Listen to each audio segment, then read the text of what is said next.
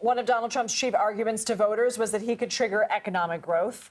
This as CBS News exit polling found voters were unsatisfied with the economy. In fact, 45% of voters said their financial situation was worse than it was 4 years ago. Let's bring in Hyma Moore. He's a Democratic strategist who served as the director of the Office for DNC Chair Jaime Harrison. So, Hyma, in terms of the economy, that's where I want to start. Yeah.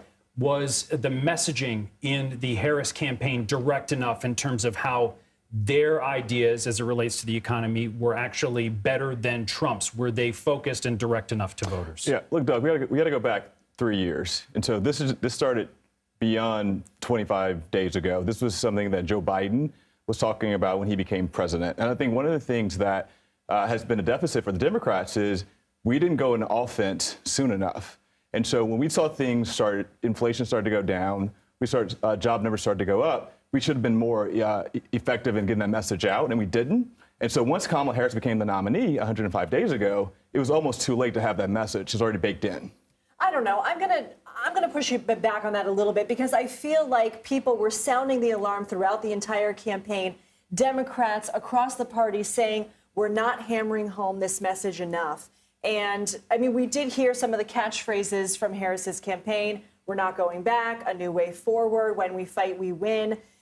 She had several high-profile economic speeches. Yep. I mean, was it specifically the messaging in those speeches that wasn't resonating in a way that what Trump was saying was? Well, look, we're actually agreeing. I think this is something we should have done 3 years ago, 4 years ago. I think even when Joe Biden was the nominee, we should have been more effective in getting that message out.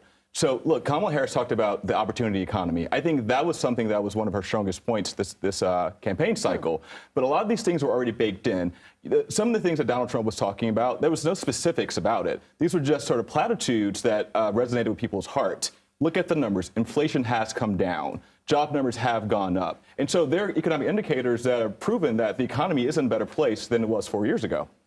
As a strategist, what do you tell a campaign, or how do you advise a campaign, or as somebody who's running for president, that pointing things out like that inflation is down, will fall largely on deaf ears to a country who still feels like everything costs too much? Yeah. Even if one thing is true, do you tell somebody it's probably not the best messaging, even if it is true? Yeah, you can't say that directly, Doug, but you have to go out there, you have to go into these cities, into these states, and you have to demonstrate, one, what you're doing to bring those costs down, and then two, when they do come down, when you see, it's very cheeky sometimes, when you see the cost of gas go down, you get in your car and you go buy gas yourself and you say, look, I paid $85 to fill my tank 2 weeks ago, now I'm paying $45. So you have to remind people the actual visuals that are going to prove that those numbers are correct. And so it's not about talking down to people. I think, you guys have been talking about this all day. There was a disaffected voter base